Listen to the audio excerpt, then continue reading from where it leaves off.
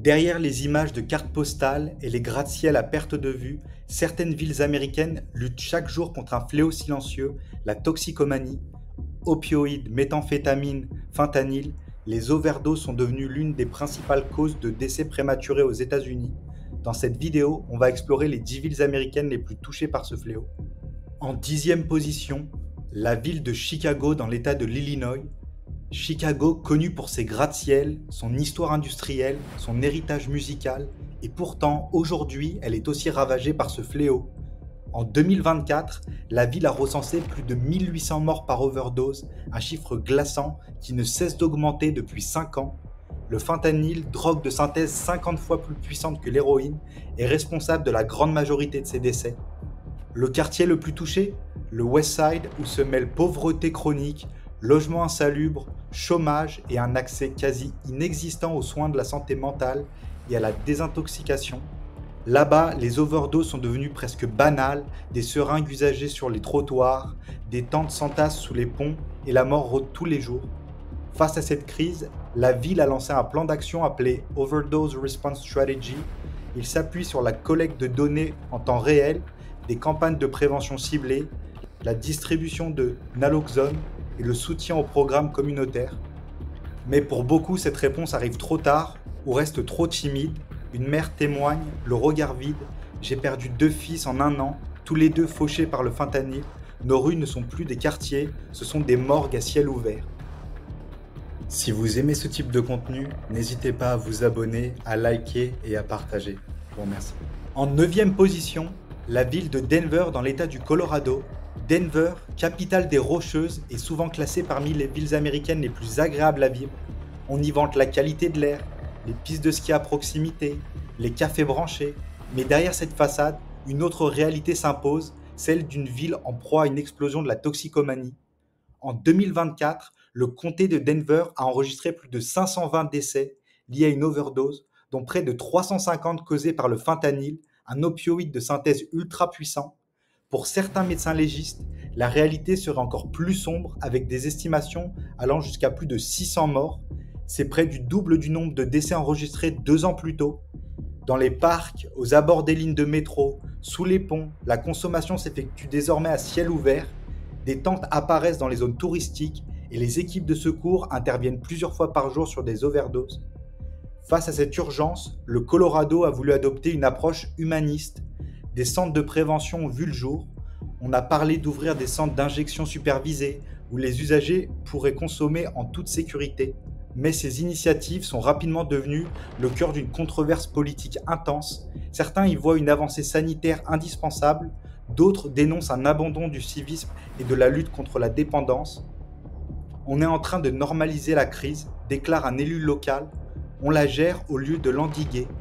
Et pendant ce temps, les chiffres grimpent, les urgences débordent et Denver perd lentement son équilibre entre nature idyllique et tragédie urbaine. En 8e position, la ville de Las Vegas dans l'État du Nevada.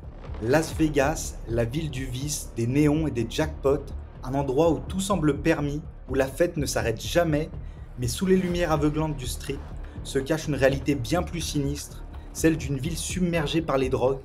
En 2024, le comté de Clark, qui englobe Las Vegas, a recensé plus de 1100 décès par overdose, un chiffre en forte hausse et qui continue de grimper mois après mois.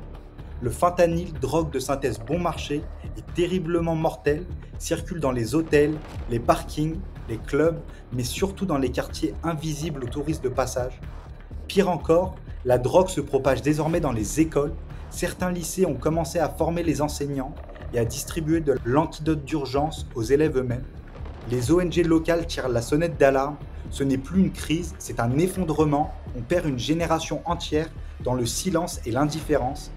Et dans une ville qui a tout misé sur le divertissement, la réalité tragique est souvent masquée derrière les écrans géants et les fontaines. En 7e position, la ville d'Albuquerque dans l'État du Nouveau-Mexique.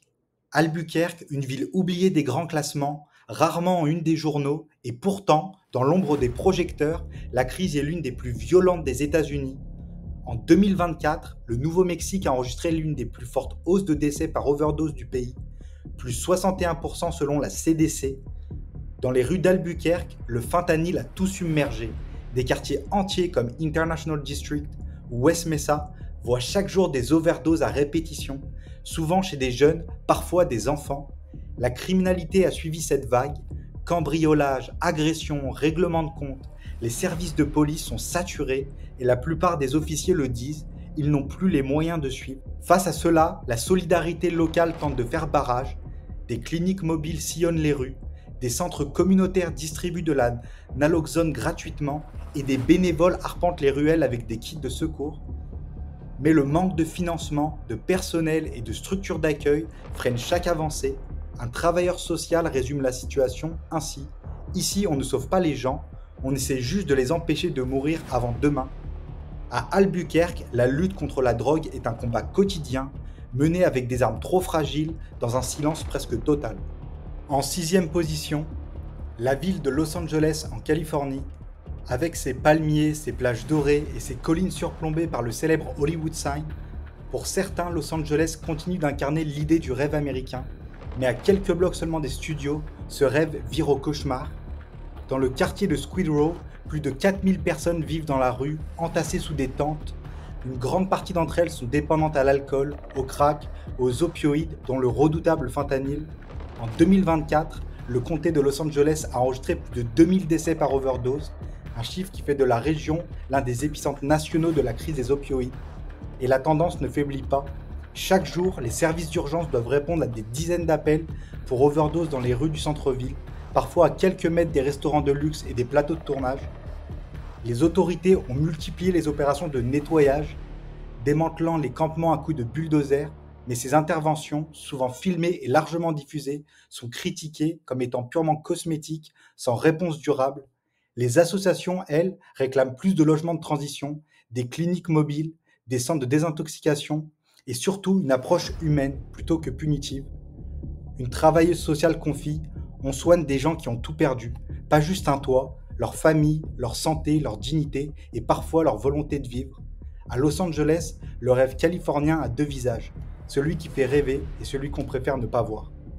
En 5e position, la ville de Seattle dans l'État de Washington.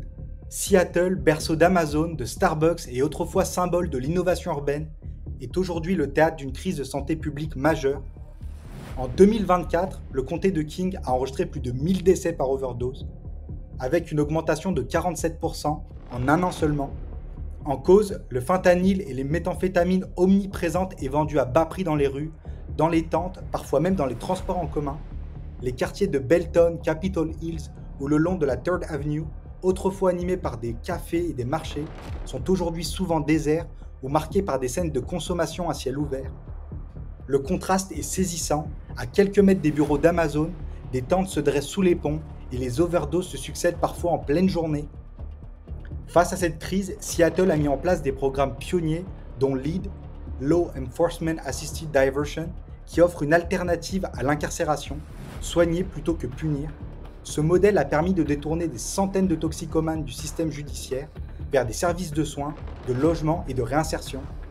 Mais malgré ces efforts, les professionnels de terrain alertent, les overdoses arrivent plus vite que les solutions. Et pendant que la ville tente d'innover face à l'urgence, des vies continuent de se perdre chaque jour, souvent dans l'indifférence générale.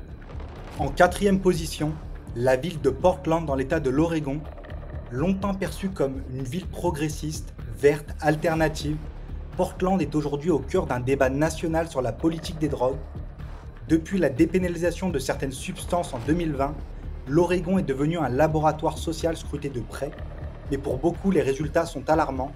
En 2024, l'État a enregistré une hausse de 46% des overdoses mortelles, l'une des plus fortes du pays, et une grande partie de ces décès s'est produite dans les rues de Portland, dans des quartiers entiers du centre-ville comme Old Town ou les abords de Burnside Street, sont devenus des zones de non-droit où la consommation se fait à ciel ouvert au vu de tous.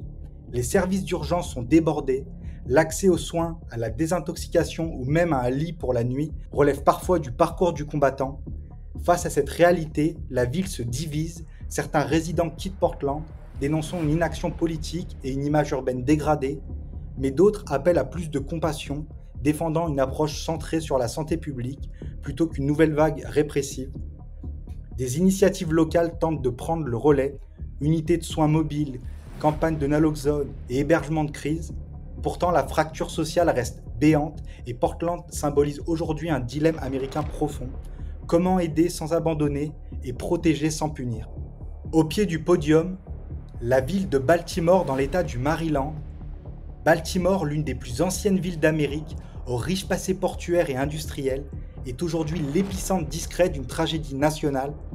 En 2024, la ville a enregistré près de 1000 décès par overdose, un chiffre qui est rapporté à sa population, la classe parmi les plus touchées des États-Unis. Pendant des années, c'était l'héroïne qui régnait dans les ruelles de West Baltimore, mais aujourd'hui c'est le fentanyl, plus puissant, plus accessible et bien plus mortel.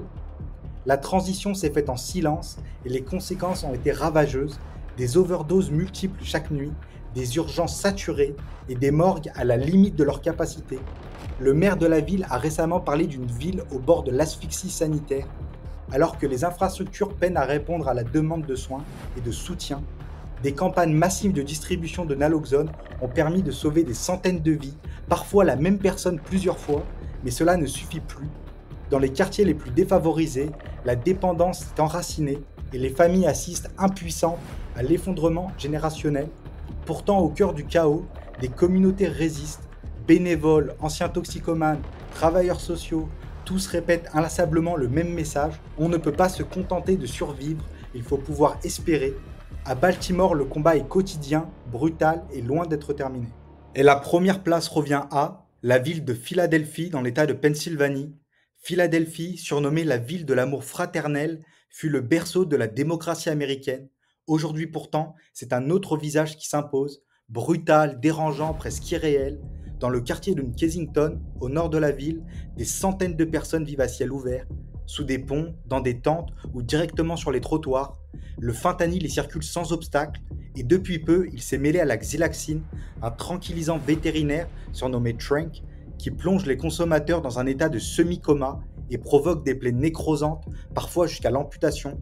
En 2024, Philadelphie a enregistré plus de 1400 morts par overdose, un chiffre en hausse constante qui reflète une dégradation continue des conditions sanitaires dans ces rues.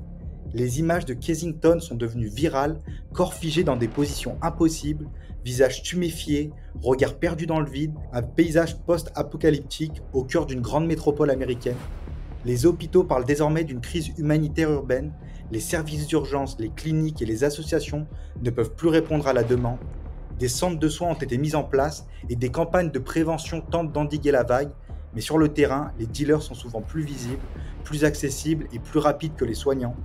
Philadelphie incarne à elle seule la collision entre pauvreté extrême, drogue de synthèse et abandon social, et pour des milliers de personnes, l'amour fraternel n'est plus qu'un slogan gravé sur les plaques de rue.